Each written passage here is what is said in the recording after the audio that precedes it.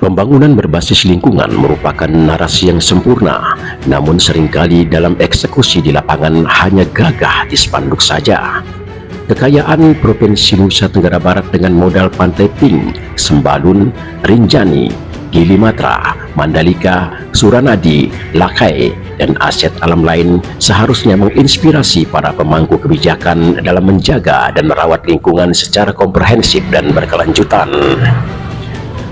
Kekayaan alam yang asri yang menyedot jutaan wisatawan merupakan sebuah petunjuk bahwa arah pembangunan Provinsi Nusa Tenggara Barat mesti secara konsisten berbasis hijau.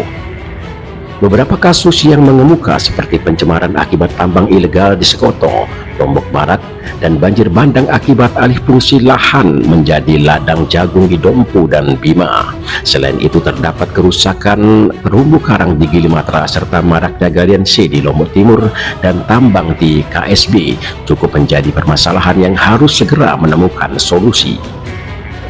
Jika dulu nenek moyang kita menjaga segara anak karena sakral, kini kita menjaga pantai seolah karena nilai investasi. Banyak tempat pembuangan akhir overload, kualitas air tanah turun, pariwisata mendunia, namun homestay di desa wisata sedikit saja milik warga lokal.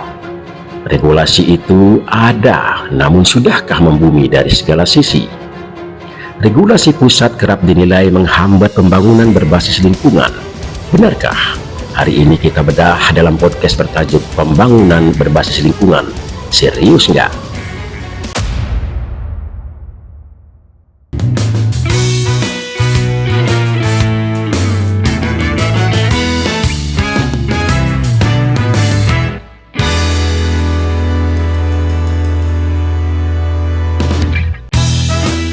Assalamualaikum warahmatullahi wabarakatuh. Selamat pagi para pemirsa dimanapun Anda berada. Kali ini kita berjumpa dalam acara perdana Ali Dahlan Center Podcast yang akan membahas masalah pembangunan berbasis lingkungan.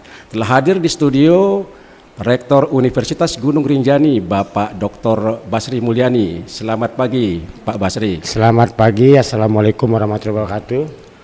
Bapak Rektor, kalau kita sering mendengar ada semacam konsep pembangunan berbasis lingkungan, saya merasakan kalimat itu sangat manis, tapi mungkin sekaligus miris. Hal itu kalau kita hubungkan antara konsep dan kenyataan.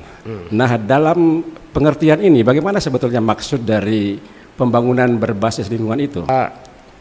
Pembangunan berbasis lingkungan itu lebih kepada bagaimana mengkontrol arah kebijakan yang memastikan setiap aktivitas ekonomi, investasi, infrastruktur itu harus selaras dengan daya dukung alam. Jadi dia tidak boleh mengedepankan nafsu untuk membangun tapi menyampingkan persoalan alam. Jadi harus ada keseimbangan antara pertumbuhan ekonomi yang tidak mengorbankan kelestarian ekosistem, tetapi lebih pada menjaga kualitas lingkungan.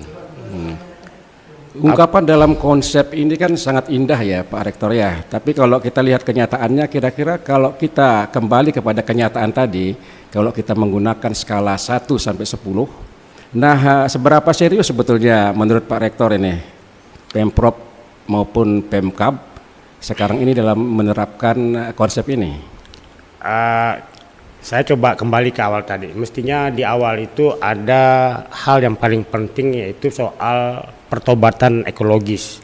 Nah, pertobatan ekologis ini yaitu bagaimana pemerintah ini seharusnya bertobat. Kita sama-sama bertobat, bukan hanya pemerintah, masyarakat juga itu harus mampu memulihkan soal kerusakan alam dan menjaga pesisir dari krisis iklim. Itu yang terpenting. Yang kedua adalah persoalan bagaimana kita ini tidak jauh dari persoalan sampah.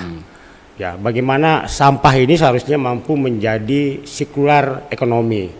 Bagaimana dia menjadi sirkular ekonomi? Semestinya dia harus mengurangi sampah organik itu dibuang ke tempat pembuangan akhir. Sampah organik semestinya sudah dikelola di masing-masing rumah tangga. Harus mampu dipilah mana yang anorganik, mana yang organik. Yang organik jangan kemudian ikut juga dibuang ke tempat pembuangan sampah.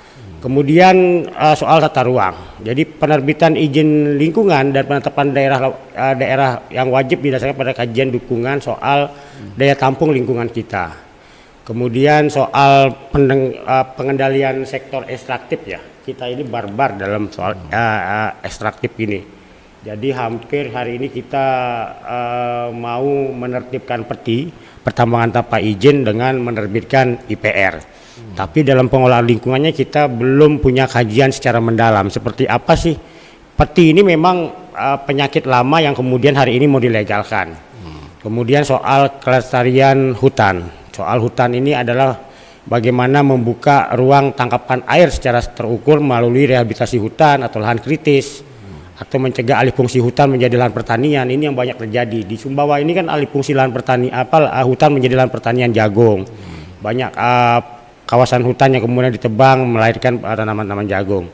Nah, bagaimana kemudian kita mau menyelogankan soal NTB asri dan hijau, soal pertanyaan tadi, soal skala tadi itu, kalau kemudian kita tidak mampu melakukan pelestarian hutan, konservasi, rehabilitasi lahan kritis, kemudian pengolahan sampah sampai ke persoalan tata ruang berkelanjutan. Nah, tadi disebutkan ada kalimat yang sangat menghentak ya, pertobatan kan. Melakukan pertobatan itu berarti kita taubat untuk melakukan kerusakan lingkungan. Kalau kita ambil contoh dari sekian program yang berjalan ini, kira-kira ada contoh kasus yang memang mengabaikan konsep itu? Yang konkret seperti apa? Di atas kertas semua terlihat baik dengan RPJMD ya. Tapi dalam implementasinya kemudian tidak mampu dilakukan. Kita masih ingat bagaimana banjir, setiap datang musim hujan selalu terjadi banjir. Banjir di Bima misalnya, banjir di Sumbawa, banjir di Mandalika, banjir di Sekotong dan sebagainya cepat. Itu persoalan-persoalan lingkungan yang mengawali dari persoalannya krisisnya hutan di kawasan-kawasan itu. Bagaimana mau bertobat kalau kemudian lahan kritis tidak kemudian diperbaiki, orang dibiarkan terus menerus untuk membuat lahan pertanian baru dengan cara menebang hutan. Nah, disitulah sebenarnya pertobatannya itu. Kemudian terakhir Lombok Barat ini banjir karena kawasan resapan airnya menjadi lahan perumahan. Itu yang terjadi. Misalnya kita lihat di daerah Lombok Barat, di selatan kota Mataram, itu kan wilayah Lombok Barat, itu kemarin sempat banjir, begitu hujan dia sampai sekitar seminggu banjir itu tidak bisa ke laut karena daerah resapannya sudah habis dengan perumahan. Nah, kerusakan itu Pak Rektor akibat dari pengabaian konsep ini kan terjadi. Kira-kira bolongnya itu di mana? Pelanggaran-pelanggaran pada aspek mana dari SOP dari konsep ini terjadi? Lebih kepada soal mekanisme pengawasan dan anggaran pengawasan kemudian. Pengawasan yang dilakukan kemudian tidak langsung kepada pokok permasalahannya. Tapi terlalu kemudian saling melempar tanggung jawab. Misalnya Dinas Lingkungan Hidup melempar kepada ini kewenangan provinsi, ini kewenangan ini. Nah, itu yang kemudian tumpang tindih kewenangan, kemudian soal anggaran dan soal mekanisme pengawasannya. Nah, dalam soal konsep ini kan pembangunan berbasis lingkungan kan terjadi pada berbagai sektor kan. Misalnya sektor pertambangan, kemudian ada sektor pariwisata, juga mungkin perumahan rakyat kan. Nah, kira-kira yang dampaknya kalau dilakukan pengabaian terhadap konsep ini itu pada sektor mana sebetulnya yang sangat krusial kira-kira dampaknya? Hampir semua sektor ya. Soal hutan misalnya. Hutan rusak di hulu yang banjir di hilir. Itu. Soal sampah dibuang di hulu, yang banjir juga di hilir, laut jadi TPA misalnya. Hampir semua kalau hulunya tidak diatur, yang akan berdampak adalah di hilirnya. Pertambangan juga demikian. Pertambangan itu banyak terjadi di daerah hulu, di kawasan-kawasan hutan. Akhirnya berdampaklah kepada hilir kemudian. Hilir selalu menjadi korban dari perbuatan yang dilakukan di hulu. Nah, untuk memulai langkah ini Pak Rektor, kira-kira kita mulai dari hulu dulu atau memang harus serempak dilakukan hal semacam itu? Harus bersamaan, harus sinergi antara hulu dan hilir ini tidak boleh dipisahkan. Hilir yang dihilir juga harus kemudian punya sama-sama mengawasi apa yang terjadi di hulu. Ketika di hulunya kemudian rusak, hilir dia harus paham dia akan menjadi korban dari perbuatan di hulu. Hilir harus kemudian juga mengingatkan pemerintah, mengingatkan masyarakat yang di hulu untuk tidak buang sampah, untuk tidak menebang hutan, untuk tidak ada kerusakan lingkungan. Karena hululah tombaknya alam ini menjadi hijau atau asri itu, bukan di hilir.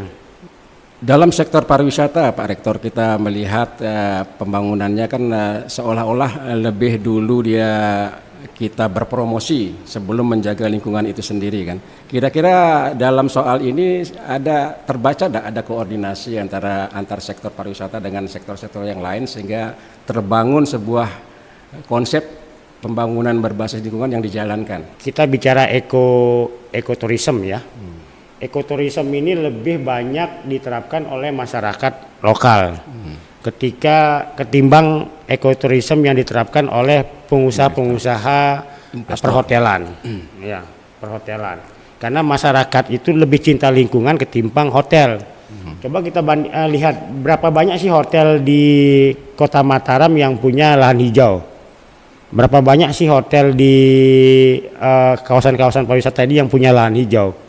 Kan cukup sedikit. Beda dengan pembangunan homestay yang dilakukan oleh masyarakat. Pasti dia lebih dekat kepada persoalan lingkungan. Investor perlu belajar dari masyarakat ya. Perlu belajar dari masyarakat karena masyarakat lebih cinta lingkungan ketimbang investor. Dia lebih mendekatkan usahanya ini dengan persoalan lingkungan. Karena kalau lingkungannya rusak di daerah usahanya itu, maka dia tidak ada orang mau menginap. Ambil contoh di Teteh Batu misalnya. Banyaknya homestay di Teteh Batu itu kan lebih besar kepada hal-hal yang kemudian menjual soal lingkungan. Nah, di Sembalun misalnya, di Sembalun kan juga dia lebih besar menjual soal lingkungan, bukan menjual soal bagaimana hunian hotel dan sebagainya. Nah ini kan merupakan sebuah modal Pak Rektor ya, modal yang perlu direplikasi kan, bagaimana potensi masyarakat itu bisa membangun dengan basis-basis lingkungan yang memadai kan. Nah dalam mereplikasi ini peran pemerintah sebetulnya bagaimana? Apakah sudah jalan enggak dia mereplikasi kesadaran masyarakat untuk itu, untuk diterapkan juga pada hal-hal yang lebih besar?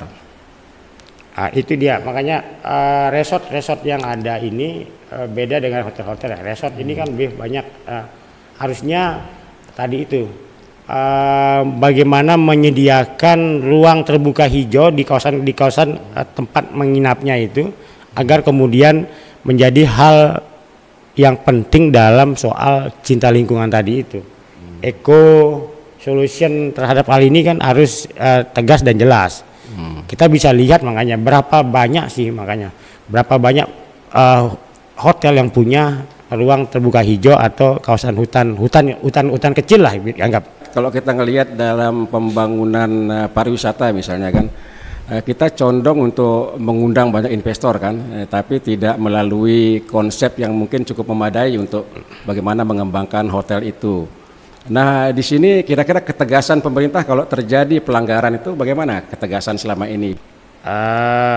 Itu akan berdampak sebenarnya. Kita kan baru bicara satu sisi itu, belum kita bicara sisi lain yang kemudian di usaha-usaha pariwisata ini biasanya dia menggunakan air tanah, ya air tanah. Beda dengan homestay di kawasan-kawasan wisata yang lainnya itu menggunakan air permukaan biasanya paling banyak. Kalau air permukaan berarti kan dari sumber mata air langsung. Beda dengan air tanah. Kalau air tanah dia harus ngebor, kemudian air bor itu yang akan berdampak kemudian soal lingkungan dan berdampak pada soal resapan. Kalau hotel itu tidak punya kawasan hijau, tentu tidak ada daerah resapannya untuk airnya. Nah itu dampak yang kemudian yang harus dilihat. Pemerintah ini harus memperhatikan itu. Kalau kemudian benar-benar pemerintah ini benar-benar mencintai lingkungan, dia harus lihat itu. Hotel yang tidak punya kawasan hijau dan hotel yang kemudian melakukan membuat sumur bor di dalam tempat hotelnya, karena kan ini kan soal perizinan yang ketat istilahnya itu dalam menjaga kelestarian lingkungan. Dan ini kan tidak cuma terjadi di sektor-sektor yang pembangunnya digenjot oleh pemerintah kan, tapi juga di sektor perumahan rakyat kan. Di sejumlah perumahan itu barangkali konsep ini kalau kita anggap dia berjalannya hanya berapa persen kira-kira? Kalau kita mau jujur lihat perumahan ini, maka kita lihat kemudian soal ada persoalan keterputusan antara tata ruang dan daya dukung lingkungan ya. Jadi pertumbuhan penduduk dan pembangunan pemukiman yang tidak sejalan dengan kesediaan infrastruktur dan pelestarian lingkungan itu akan berdampak. Nah, kalau secara spesifik adalah persoalan perencanaan. Perencanaan kita ini bolong soal bagaimana membangun sebuah tata ruang perumahan. Dia tidak dibarengin dengan bagaimana kemudian soal perizinan pertama. Jadi perizinan bagaimana membangun jaringan bersih dan bagaimana melakukan pengolahan sampah. Itu belum ada di pembangunan sebuah perumahan. Dia hanya menyediakan lahan, kemudian membuat sketsa gambarnya, kemudian membangun rumahnya. Persoalan airnya itu belakangan dipikirkan. Pengolahan sampahnya nanti dia pikirkan ketika orang sudah ada bertempat tinggal di situ. Tidak dimulai dari awal. Di situ ininya persoalannya kemudian. Nah, ketika orang sudah tinggal di tempat itu, ternyata tidak ada air, tidak ada suplai PDAM, kemudian tidak ada pengolahan sampah, maka sampah kemudian menumpuk di kawasan perumahan. Dia kemudian buang ke sungai dan ke tempat lain atau dibakar dan segala macam itu dilakukan di kawasan perumahan. Dan ini kalau terjadi musibah kayak hujan yang begitu deras kan sering sekali menimbulkan banjir hampir di beberapa BTN ya, terutama di Lombok ini. Untuk mengatasi itu sekarang karena ini udah terlambat kan, terlanjur, apa yang mesti dilakukan kira-kira? Harus moratorium pembangunan perumahan ini sebetulnya. Karena tadi banyaknya daerah perumahan itu dilakukan di kawasan hijau atau daerah resapan air. Itu yang pertama. Yang kedua, ketika orang membangun perumahan, dia harus sudah menyiapkan tadi itu dua hal itu. Bagaimana pengolahan sampahnya, bagaimana suplai airnya.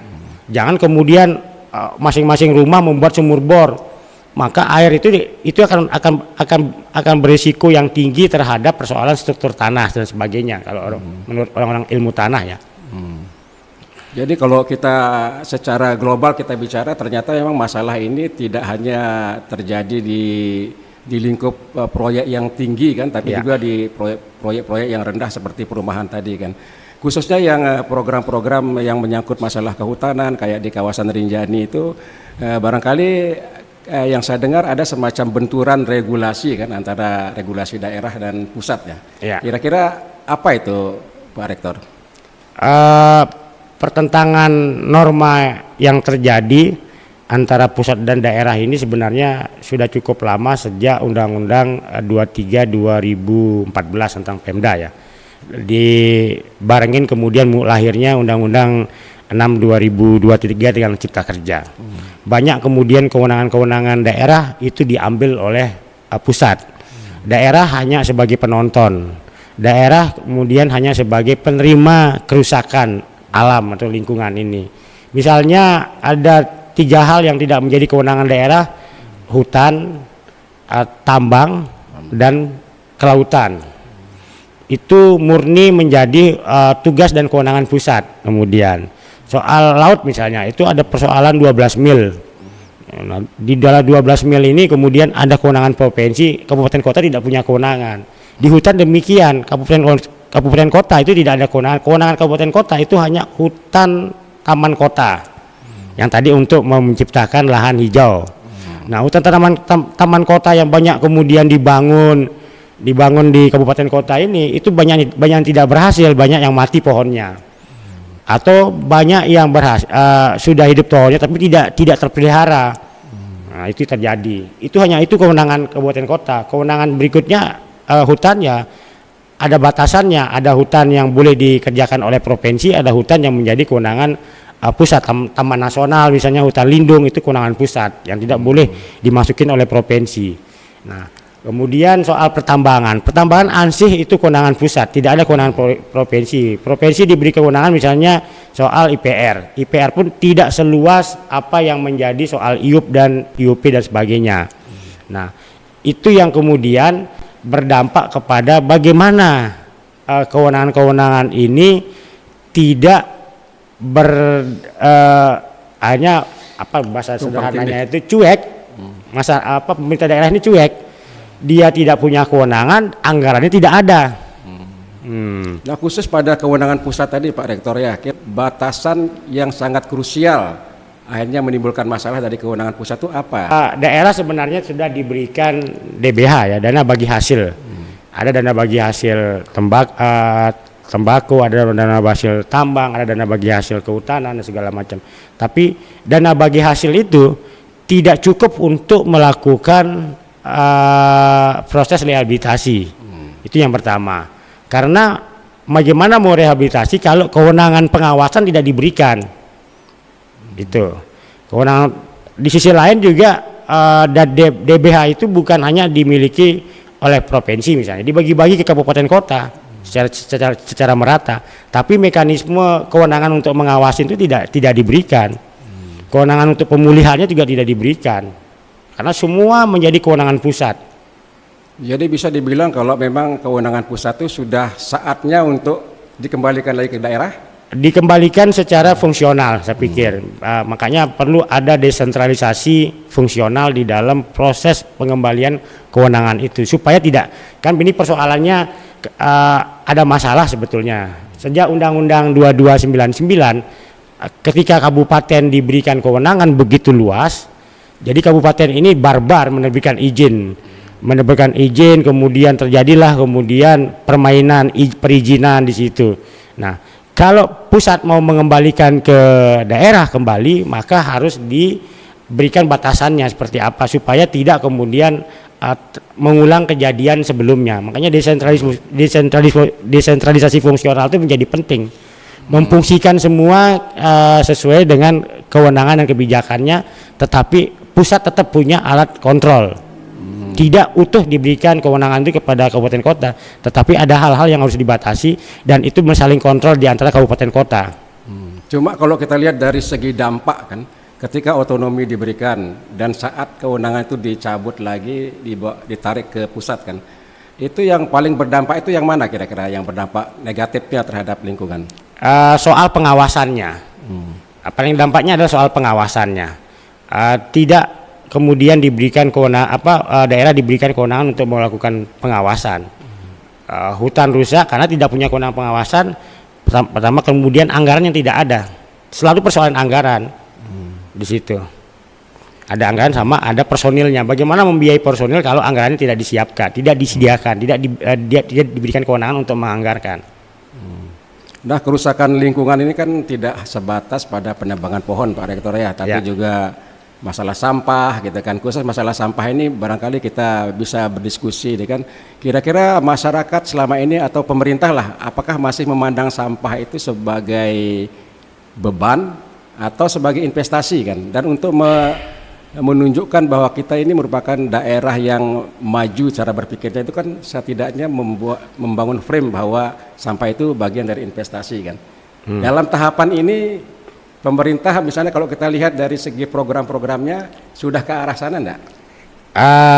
Kalau lihat di beberapa wilayah ya, paling ini memang Kota Mataram yang sudah kemudian lebih maju dengan adanya pemisahan sampah organik dengan anorganik. Ketika dia organik, maka dia akan menjadi pupuk itu kemudian. Tapi ketika dia bisa menjadi pupuk, bisa menjadi bahan energi untuk pengganti batu bara, kemudian kalau dia anorganik seperti plastik, dia akan bisa menjadi bahan pengganti bata. Nah, itu yang ada tidak salah di Sandubaya, kemudian TPA Kongo yang kemudian menjadi dikerjasamakan. Nah, di kabupaten lain itu belum nampak jelas dan belum ada kemudian seperti apa cara pengolahan sampahnya. Kalau kita lihat pantai Labuan Haji misalnya, itu kan sangat kotor karena sampah. Padahal di sekitar Labuan Haji itu ada TPA. ada TPA. Ini kan jadi ada masalah dalam pengolahan sampah di kabupaten kota kita ini sebetulnya. Ini letaknya pada sumber daya manusianya atau pada perlunya ada regulasi khusus tentang sampah? Pertama soal kesadaran masyarakat soal sampah ini itu yang belum, kita beda dengan Jepang. Kalau Jepang sudah cukup sadar masyarakatnya untuk tidak membuang sampah, Singapura segala macam, ini kita mungkin tidak akan menemukan puntung rokok di jalan kalau di Singapura, di Jepang, di Malaysia. Tapi kalau di Indonesia bukan hal yang aneh itu kemudian. Itu pertama, kesadaran masyarakatnya, karena hal ini ini kan bom sampah ini persoalan bom waktu yang akan terjadi terus-menerus kalau tidak diselesaikan. Padahal sudah ada program zero waste tapi tidak mampu menyelesaikan. Nah, kedua ada persoalan kebijakan. Kebijakannya harus tegas, sanksinya harus tegas. Jangan hanya sanksi di atas kertas tapi belum pernah ada orang yang dihukum karena membuang sampah di sungai. Belum ada jurisprudensi atau presiden yang baik untuk menghukum orang yang membuang sampah di sungai. Dan ini apakah problem hukum nih? Problem hukum?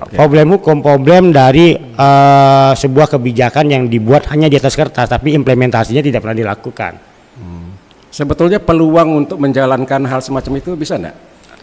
Sepanjang pemerintah ini punya political will, kemudian bukan hanya membuat kebijakan tapi kebijakan itu hanya di atas kertas, hanya untuk membuat citra diri yang kemudian bahwa dia sudah membuat perda pengolahan sampah, sudah membuat ini, tapi proses pengawasannya tidak pernah dilakukan. Nah, penganggarannya tidak pernah ada, misalnya menganggarkan pihak-pihak terkait melakukan pengawasan, misalnya contohnya begini, memberikan masyarakat reward kepada masyarakat yang mampu mengolah sampah misalnya secara mandiri, atau memberikan reward kepada masyarakat yang berani melaporkan orang yang membuang sampah sembarangan misalnya. Padahal kan sudah ada juga bank sampah, itu artinya kita melihat konteks ini apa? Bank sampah kok tidak berkembang, hanya gitu-gitu saja gitu. Jadinya hanya pencitraan aja. Nah ini kan Pak Rektor bicara masalah ini kan sebagai seorang pengamat kan. Artinya mungkin kalau orang menilai ya enak saja dia ngomong karena dia pengamat kan. Seandainya Pak Rektor menjadi gubernur atau bupati, apa yang akan dilakukan kira-kira ya gebrakan-gebrakan yang detail gitu untuk ini? Kalau saya menjadi gubernur, nah ini agak mudah-mudahan kalau saya menjadi gubernur atau menjadi bupati, mudah-mudahan kita jadi gubernur ya, atau jadi bupati. Pertama adalah soal sampah ini harus ditegaskan. Jadi di kampung atau di perumahan-perumahan itu harus sudah dibiasakan untuk memilah sampah organik atau sampah anorganik. Jadi ada 2 bungkus. Nah, kalau dia 1 bungkus perlu dipertanyakan, misalnya plastiknya dia atau pakai plastik atau pakai karung misalnya. Kalau karungnya cuma 1 berarti kan dicampur sampah itu. Tapi kalau dia dipisah, oh ini yang anorganik, ini yang organik. Nah, pemungut sampah juga harus kemudian tegas dengan 2 kendaraan misalnya. Nah, itu yang terpenting, dibiasakan sebagai misalnya tidak diterapkan misalnya percontohan saja dulu, jangan di semua tempat. Misalnya di 5 perumahan, 10 perumahan. Kalau itu berhasil maka bisa dikembangkan terus-menerus ke tempat yang lain gitu kan. Nah, kalau itu sudah mampu dilakukan, perubahan perilaku itu dilakukan, maka akan diikutin, kan menjadi best practice kemudian di tempat-tempat yang lain kalau bisa dilakukan. Itu yang pertama. kemudian tempat pengolahan sampah yang penting itu adalah ada tadi kan cara membuangnya, kemudian tempat pengolahannya itu harus ada, kemudian bukan hanya terpusat di satu tempat, harusnya di desa-desa itu dikembangkan hal seperti itu, karena desa ini kan masih banyak lahan yang dia miliki, misalnya dia bisa kembangkan 2 hal itu, dia bisa distribusikan dan sebagainya. Nah, pelatihan dan segala macamnya bisa dilakukan, itu menjadi sumber uang sebetulnya kalau dia mampu lakukan itu. Kemudian yang ketiga soal sertifikat bangunan hijau, itu terpenting. Tadi sertifikat bangunan hijau itu dia harus punya bagaimana pengolahan air, bagaimana pengolahan sampahnya. Jadi orang buat bangunan itu harus diterapkan itu di daerah itu, yang belum ada di daerah kita ini. Kemudian sumber daya manusia di sini kalau kita melihat para pemuda ini jarang sekali kita mendengar ada gerakan-gerakan yang gerakan kesadaran untuk membuang sampah pada tempatnya atau menanam pohon dan lain sebagainya itu kan. Kalau nanti gubernur kan sebagai gubernur itu bagaimana menempatkan pemuda di sini dalam konteks pembangunan berbasis lingkungan? Sebenarnya kalau kita lihat mahasiswa pencinta alam ini benar-benar dia memang pencinta alam ya, karena dia ini hidupnya survival, dia belajar soal hidup survival, belajar soal hidup mencintai lingkungan, sampai sekarang dia belajar soal bagaimana memitigasi bencana, mereka juga belajar soal itu.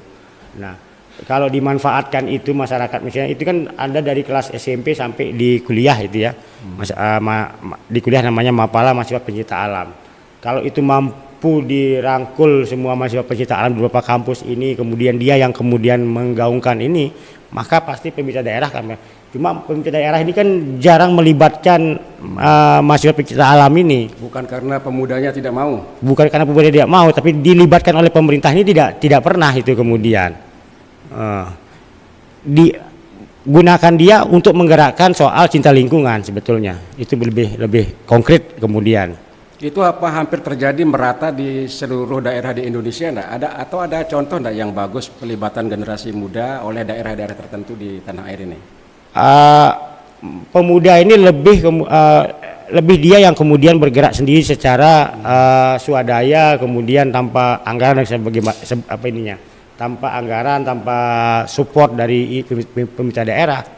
Mereka banyak kemudian masuk ke lembaga swadaya masyarakat, masuk kemudian menggunakan CSR perusahaan-perusahaan yang cinta lingkungan. Kalau support dari pemerintah daerah, dari APBD mungkin nol mungkin ya kalau saya lihat. Padahal gerakan-gerakan ketika mereka dilibatkan itu kan sangat bagus ya, seperti dulu Labuan Haji yang penuh dengan sampah itu, ketika siswa atau mahasiswa dilibatkan mereka mau turun langsung kan. Betul. Berarti apa perlu semacam ada agenda khusus enggak? Misalnya dalam 1 bulan seluruh siswa atau mahasiswa terlibat dalam upaya itu. Itu pentingnya ada dinas pendidikan dan dinas lingkungan hidup ya. Di pemerintah daerah itu. Dinas pendidikan ada dinas pendidikan, pemuda, lingkungan hidup. Ada yang digabung pendidikan dan pemudanya, ada yang dipisah. Dan lingkungan hidup. Ini harus kolaborasi. Kolaborasi 3 dinas ini membangkitkan semangat pemuda, karena mereka ini generasi yang masih panjang ke depan. Kalau mereka yang dilibatkan ikut terlibat, ini kan hanya di atas kertas semua. Ketika ada proyek baru dilibatkan, masih berbasis proyek, tidak berbasis kemudian kesadaran masyarakat yang dibangun. Nah pemirsa, demikian tadi pandangan dari Rektor Universitas Gunung Rinjani terhadap permasalahan lingkungan di daerah kita Provinsi Nusa Tenggara Barat. Untuk selingan waktu saat ini kita akan atau kehadiran seorang gadis yang akan membacakan sebuah puisi. Silakan.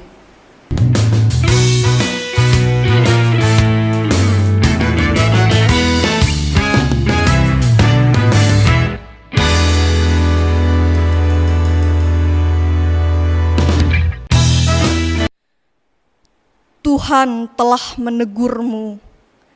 Karya Afif Mustafa.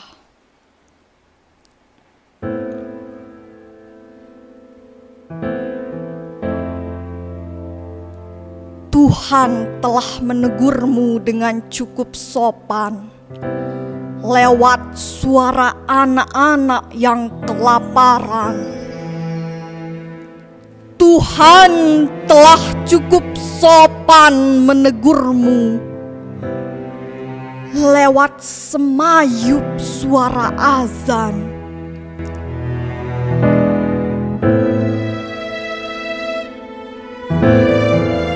Tuhan telah cukup sopan menegurmu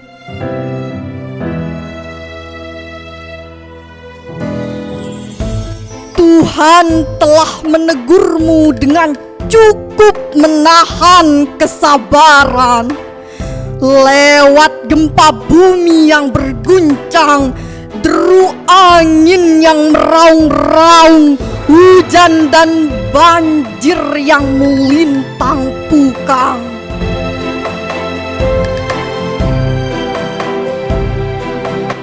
Adakah kau dengar?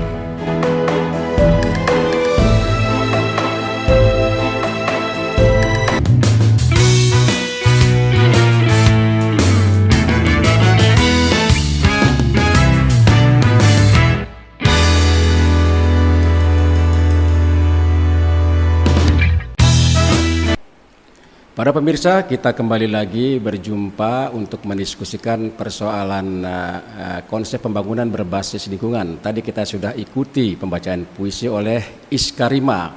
Semoga puisi itu memberikan kita kehalusan hati untuk berpikir lebih jernih ke depan, terutama dalam aspek pembangunan yang akan dilakukan. Kembali ke Pak Rektor. Pak Rektor, kalau Pak Rektor mengamati bahwa di dunia ini Indonesia kan merupakan hutan hujan tropis urutan kedua pada masa lalu kan, tapi ternyata tergeser oleh Kongo di masa sekarang. Kira-kira apa penyebab yang menimbulkan hal semacam itu? Ini akibat barbarnya pembukaan lawan kawasan hutan ya oleh pemerintah untuk pertama selalu dengan slogan ketahanan pangan. Ketika bicara ketahanan pangan, dia buka semua hutan ini, hutan di Kalimantan, di Papua, kemudian soal pertambangan, boksit atau pertambangan nikel, kemudian itu yang mempengaruhi kita hari ini, yang tadinya kita berada di hutan kedua setelah hutan Amazon sebagai hutan hujan tropis, hari ini kita nomor 3, lebih baik Kongo, negara yang baru, itu mampu memelihara hutannya untuk kepentingan perubahan iklim. Jadi kita ini tidak kampanye soal perubahan iklim, tapi hutan kita rusak semua. Belum kita bicara soal hutan mangrove ya. Mangrove kita ini juga banyak yang kemudian ditebang, kemudian padahal mangrove itu menjadi hal terpenting untuk antisipasi kebencanaan ketika terjadi bencana yang besar di laut misalnya. Dan itu kira-kira kerusakan itu condong akibat kebijakan pemerintah atau memang masyarakat yang secara liar melakukan? Lebih kepada kebijakan pemerintah dengan penerapan tadi itu soal PSN pertama. Tidak jauh dari PSN. Ketika PSN mulai diterapkan, misalnya membangun IKN ini kan merusak hutan sebetulnya juga di Kalimantan. Kemudian sawit, kemudian ketahanan pangan untuk tebu dan segala macamnya itu juga dari sisi kebijakan soal PSN. Jadi bagaimana pemerintahan sebelumnya menjaga hutan, tapi pemerintahan hari ini merusak hutan. Kalau dari aspek penambangan liar oleh rakyat itu bagaimana? Ada juga dampaknya? Penambangan liar tidak sebesar dari apa yang dilakukan oleh sebuah korporasi. Kita mengatakan penjajah itu lebih kejam, tapi penjajah itu sebenarnya lebih cinta lingkungan kalau saya lihat ya. Hindia Belanda itu datang ke Indonesia membangun perkebunan yang hari ini yang dibangun oleh Hindia Belanda yang menjaga hutan itu kita manfaatkan menjadi basis perkebunan PTPN misalnya. Tapi kalau kita membangun perkebunan pertanian tapi selalu dengan merusak hutan. Misalnya terjadi menanam padi misalnya, tapi yang tumbuh adalah ubi atau yang tumbuh adalah jagung misalnya. Itu tidak sesuai dengan apa yang direncanakan. Banyak kasus kemudian. Terima kasih Pak Rektor Universitas Gunung Rinjani yang telah membuka wawasan kita semua dalam pemahaman terhadap konsep pembangunan berbasis lingkungan, termasuk juga fenomena-fenomena yang sudah terjadi di masyarakat kita, khususnya di Provinsi Nusa Tenggara Barat. Namun ada beberapa pertanyaan singkat mungkin yang Pak Rektor harus jawab ini kan. Pak Rektor mungkin tinggal memilih salah satu di antaranya. Yang pertama Pak Rektor, ada pertanyaan, NTB hijau atau NTB kaya? NTB hijau. Investor atau warga lokal? Warga lokal. Sebut kata ya, satu buah kata yang bisa menggambarkan kondisi sungai, laut di Provinsi Nusa Tenggara Barat. Misalnya kalau tidak berubah hari ini, apa yang akan terjadi? banjir karena sungai dan laut jadi TPA, Tanam pohon atau hentikan penebangan? tanam pohon, Mendambakan Rinjani itu ada hutan atau villa? hutan. Ya, terima kasih telah hadir di studio pada hari ini. Semoga kita semua mendapatkan manfaat dari diskusi kita kali ini. Assalamualaikum warahmatullahi wabarakatuh. Waalaikumsalam warahmatullahi wabarakatuh.